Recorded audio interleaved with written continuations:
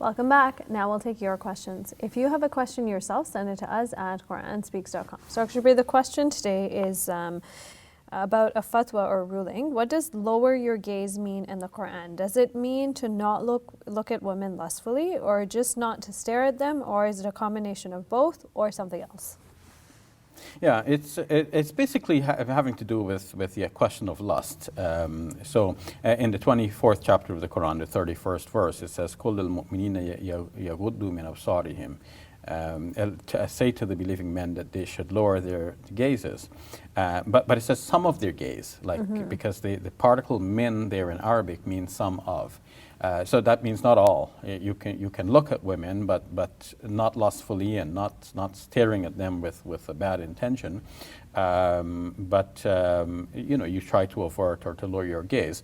Abdul Hamid Siddiqui, in translating Sahih Muslim, which is a collection of a hadith, when it comes to a hadith on this subject, he translates this ghaddul basar, or lowering of the gaze, to also mean averting the gaze. So it's not necessarily always lower, because you may be driving on the road, you can't really lower your gaze, but you can avert. And to the extent possible, because if you're driving and there are billboards all around you, you still have to keep your eyes on the road. Keep your eyes on the road, but not on the billboard. Yeah.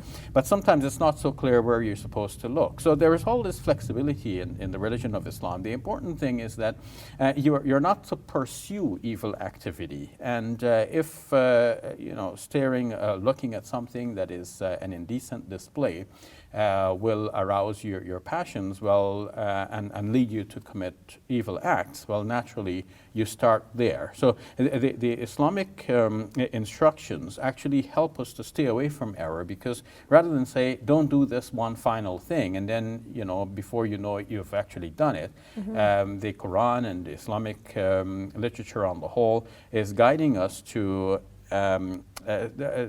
avoid the steps that will lead to there. So what are the steps that lead towards adultery? It may involve looking, speaking, touching, being in privacy with another person. So there are little incremental steps that lead to that. You avoid these steps in order to be able to stay away from that eventuality. So what about, I've heard a hadith that says that the first gaze is allowed. What does that entail? It means to say that you may have to look at somebody for identification purposes, or for whatever reason.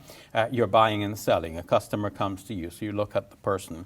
Or workplace interactions where you... Yes. So all of that is allowed. Whatever is within the scope of reason, this is allowed. But when it comes to prolonging with a sexual intent, this is what is disallowed. So that's how a hadith like that should be interpreted.